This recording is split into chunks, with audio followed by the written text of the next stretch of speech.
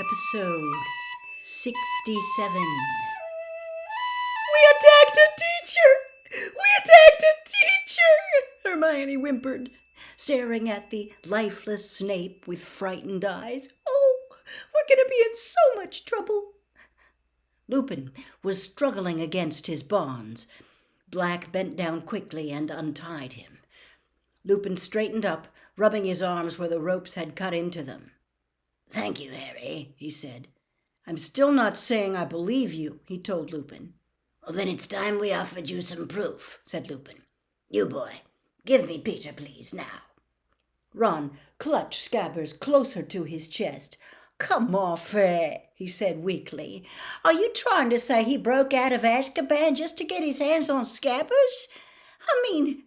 He looked up at Harry and Hermione for support. "Okay, say Petigrew could turn into a rat. There are millions of rats. How's he supposed to know which one he's after if he was locked up in Azkaban?"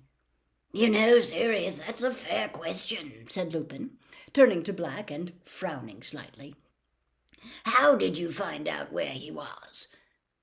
Black put one of his claw-like hands inside his robes and took out a crumpled piece of paper, which he smoothed flat and held out to show the others. It was the photograph of Ron and his family that had appeared in the Daily Prophet the previous summer. And there, on Ron's shoulder, was Scabbers. "How did you get this?" Lupin asked Black, thunderstruck. "Fudge," said Black. "When he came to inspect Azkaban last year, he gave me his paper. And there was Peter on the front page, on this boy's shoulder. I knew him at once. How many times had I seen him transform? And the caption said the boy would be going back to Hogwarts, to where Harry was." "My God," said Lupin softly, staring from Scabbers to the picture in the paper and back again. "His front paw." "What about it?" said Ron defiantly. "He's got a toe missing," said Black. "Of course," Lupin breathed. "So simple. So brilliant. He cut it off himself?" "Just before he transformed," said Black. "When I cornered him, he yelled for the whole street to hear that I'd betrayed Lily and James. Then before I could curse him, he blew apart the street with the wand behind his back, killed everyone within 20 feet of himself, and sped down into the sewer with the other rats." "Didn't you ever hear, Ron?" said Lupin. "The biggest part of Peter they found was his finger." "Look, Scabbers probably had a fight with another rat or something. He's been in my family for ages, right?" 12 years, in fact," said Lupin. "Didn't you ever wonder why he was living so long?" We've been taking good care of him," said Ron. "Not looking too good at the moment, though, is he?" said Lupin. "I guess he's been losing weight ever since he heard Sirius was on the loose again." "He's been scared of that mad cat," said Ron, nodding toward Crookshanks, who was still purring on the bed. But that wasn't right, Harry thought suddenly. Scabbers had been looking ill before he met Crookshanks, ever since Ron's return from Egypt, since the time when Black had escaped. "This cat isn't mad," said Black hoarsely. He reached out a bony hand and stroked Crookshanks' fluffy head. "He's the most intelligent of his kind I've ever met. He recognized Peter for what he was right away, and when he met me he knew I was no dog. It was a while before he trusted me. Finally, I managed to communicate to him what I was after, and he's been helping me." "What do you mean?" breathed Hermione. "He tried to bring Peter to me, but couldn't. So he stole the passwords into Gryffindor Tower for me. As I understand it, he took them from a boy's bedside table." Harry's brain seemed to be sagging under the weight of what he was hearing. It was absurd. And yet... "But Peter got wind of what was going on and ran for it," croaked Black. "This cat. Crookshanks, did you call him? This cat told me Peter had left blood on the sheets. I supposed he bit himself. Well, faking his own death had worked once." These words jolted Harry to his senses.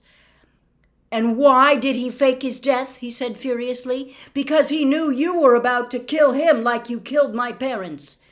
"No," said Lupin. "Harry." "And now you've come to finish him off." "Yes, I have," said Black, with an evil look at Scabbers. "Then I should have let Snape take you," Harry shouted. "Harry," said Lupin hurriedly, "don't you see?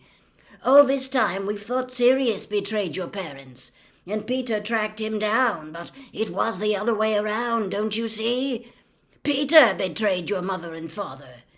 Sirius tracked Peter down." "That's not true!" Harry yelled. "He was their secret keeper. He said so before you turned up. He said he killed them."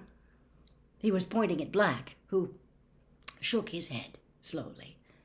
The sunken eyes were suddenly overbright.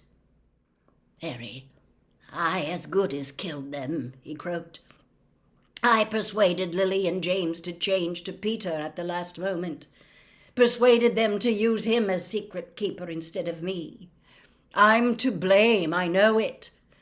The night they died, I'd arranged to check on Peter, make sure he was still safe. But when I arrived at his hiding place, he'd gone. Yet there was no sign of a struggle. It didn't feel right. I was scared. I set out for your parents' house straight away, and when I saw their house destroyed and their bodies, I realized what Peter must have done, what I'd done." His voice broke. He turned away. "Enough of this," said Lupin, and there was a steely note in his voice Harry had never heard before. "There's one certain way to prove what really happened. Ron, give me that rat." "What are you going to do with him if I give him to you?" Ron asked Lupin tensely. "Force him to show himself," said Lupin. "If he really is a rat, it won't hurt him." Ron hesitated. Then, at long last, he held out Scabbers, and Lupin took him. Scabbers began to squeak without stopping, twisting and turning, his tiny black eyes bulging in his head. "Ready, Sirius?" said Lupin. Black had already retrieved Snape's wand from the bed. He approached Lupin and the struggling rat, and his wet eyes suddenly seemed to be burning in his face. "Together?" he said quietly. "I think so," said Lupin, holding Scabbers tightly in one hand and his wand in the other. "On the count of 3. 1, 2, 3. A flash of blue-white light erupted from both wands. For a moment, Scabbers was frozen in midair, his small gray form twisting madly. Ron yelled. The rat fell and hit the floor. There was another blinding flash of light.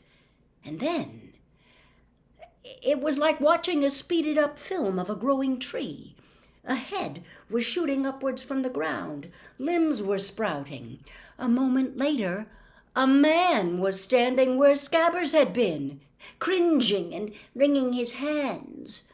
Crookshanks was spitting and snarling on the bed, the hair on his back standing up. He was a very short man, hardly taller than Harry and Hermione. His thin, colorless hair was unkempt, and there was a large bald patch on top. He had the shrunken appearance of a plump man who had lost a lot of weight in a short time. His skin looked grubby, almost like Scabbers' fur, and something of the rat lingered around his pointed nose and his very small, watery eyes. He looked around at them all, his breathing fast and shallow. Harry saw his eyes dart to the door and back again. "Well, hello, Peter," said Lupin pleasantly, as though rats frequently erupted into old high school friends around him. "Long time no see." "Sirius, Remus." Even Petigrew's voice was squeaky.